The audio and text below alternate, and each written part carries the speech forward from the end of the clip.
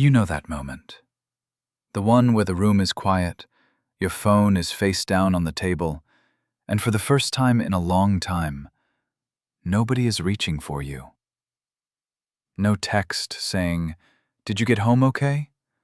No soft, "Good morning." No second follow-up after your silence.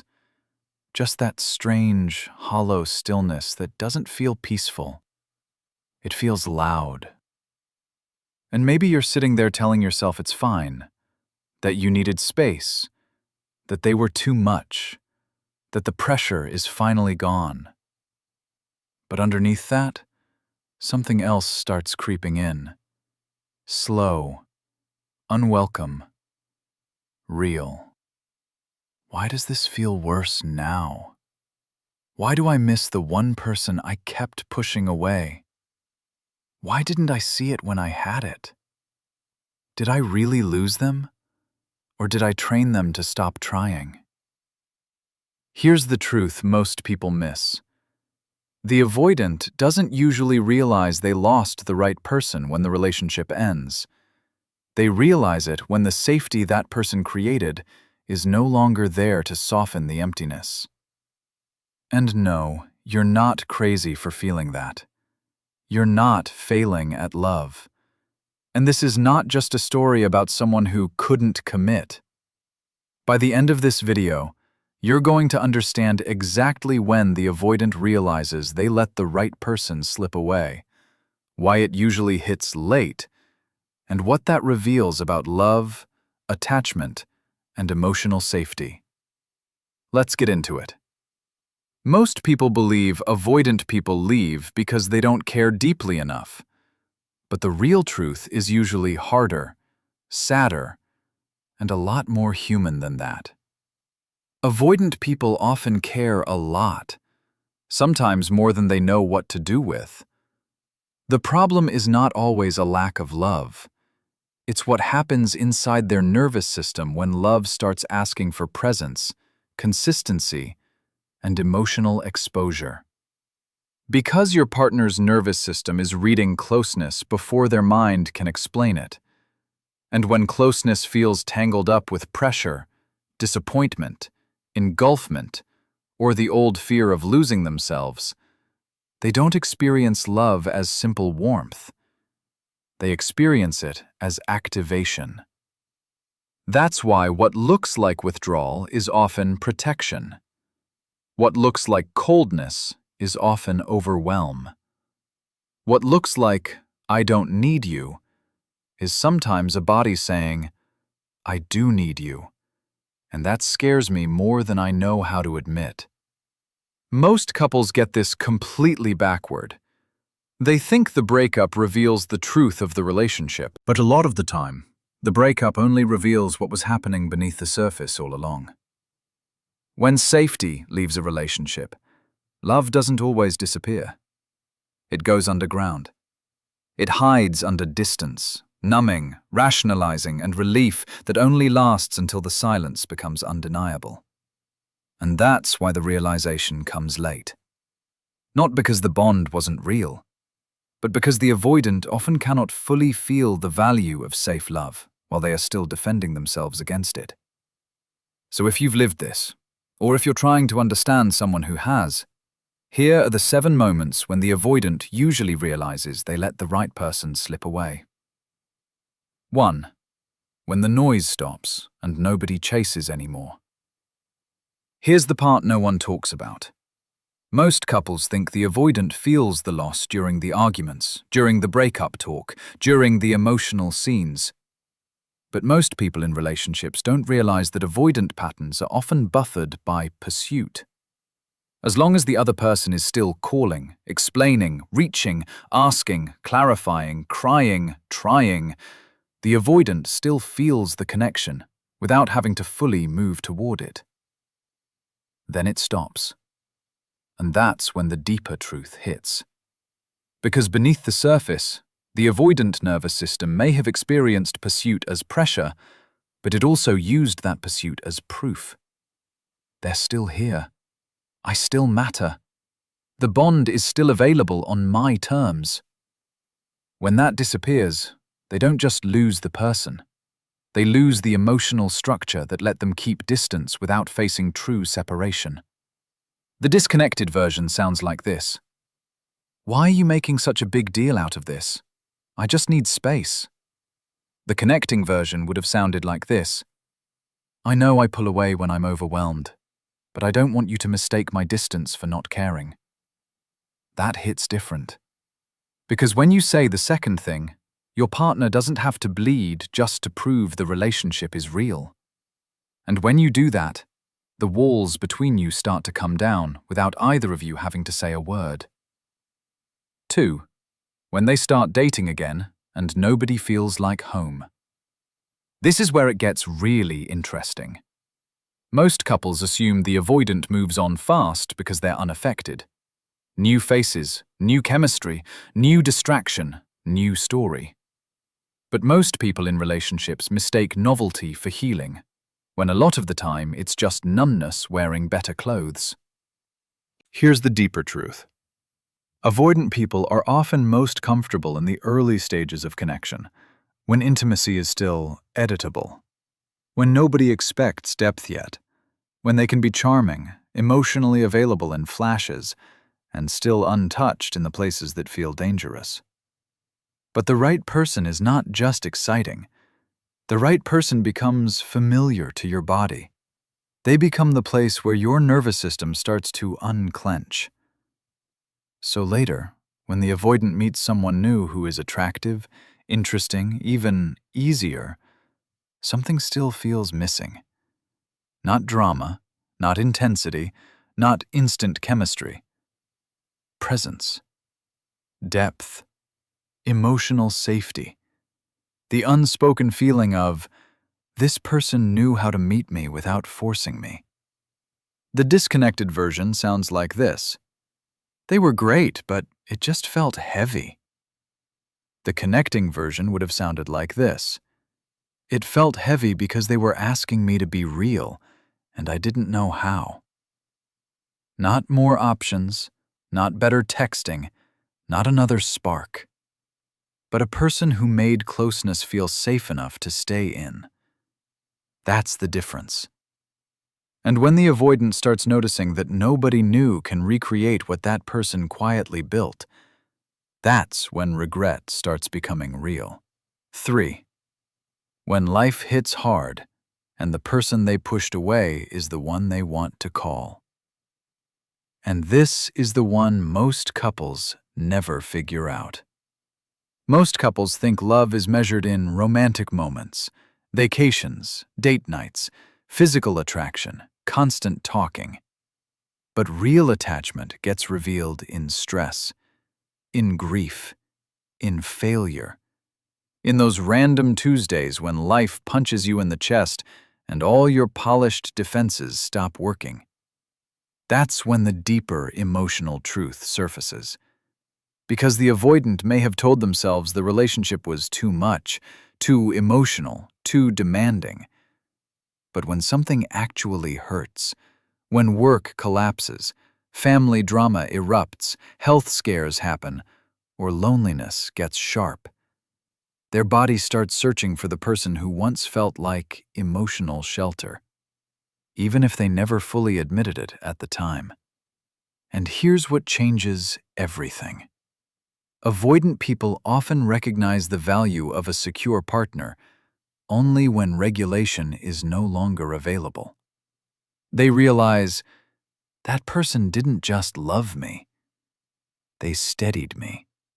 Her brain is quietly registering, he made me feel calmer than I ever knew how to ask for.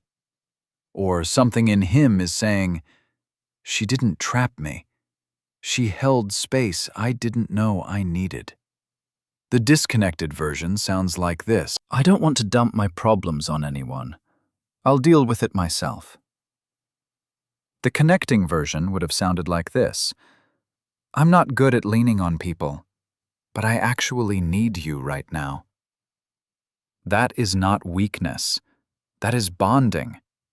And when you learn that, your partner stops feeling like a threat to your freedom and starts feeling like a person to come home to. 4. When they see that the right person really healed and didn't come back. Honestly, this one crushes people. Most couples secretly believe the door will stay cracked forever, that no matter how distant things got, no matter how many mixed signals, no matter how many half-hearted returns, the other person will still be emotionally parked there, waiting, hopeful, reachable. But most people in relationships underestimate what repeated disconnection does. Emotional distance in a relationship isn't like a wall, it's like scar tissue. It forms slowly across 100 small moments that never got repaired. So when the avoidant sees that the person they loved has actually changed, actually softened somewhere else, actually stopped scanning the room for them, it lands in a way the breakup never did. Because now it's not theoretical. Now the loss has shape. The disconnected version sounds like this. They moved on too fast. Maybe it wasn't that real to them. The connecting version would have sounded like this. They loved me for a long time. I just kept teaching them it wasn't safe to stay open. That realization burns. Because now the avoidant is not just grieving a person. They're grieving the version of themselves that couldn't receive what was real while it was in front of them. And when you see that clearly, that's the shift that turns a relationship that feels like a negotiation into one that feels like a refuge. 5. When they finally understand that the problem was not the person, it was the pattern. But here's what nobody explains. Most couples personalize what is actually patterned. They say, "We were wrong for each other. They asked for too much. I just needed someone more low maintenance." But attachment patterns are sneaky. They don't feel like patterns when you're inside them. They feel like preferences, standards, logic, compatibility. That's why avoidant people often leave the right person while staying loyal to the wrong interpretation. They think they were escaping pressure, when really they were reenacting a nervous system cycle that equates closeness with losing control. They think they were choosing peace, when they were often choosing familiar distance. This isn't a communication hack. This is an identity shift. Because the mature realization is not, "I picked the wrong partner." It's, "I kept protecting myself in ways that made love impossible to experience." Not because you were evil, not because you were heartless, not because you wanted to destroy something good, but because your body learned long ago that dependence was dangerous.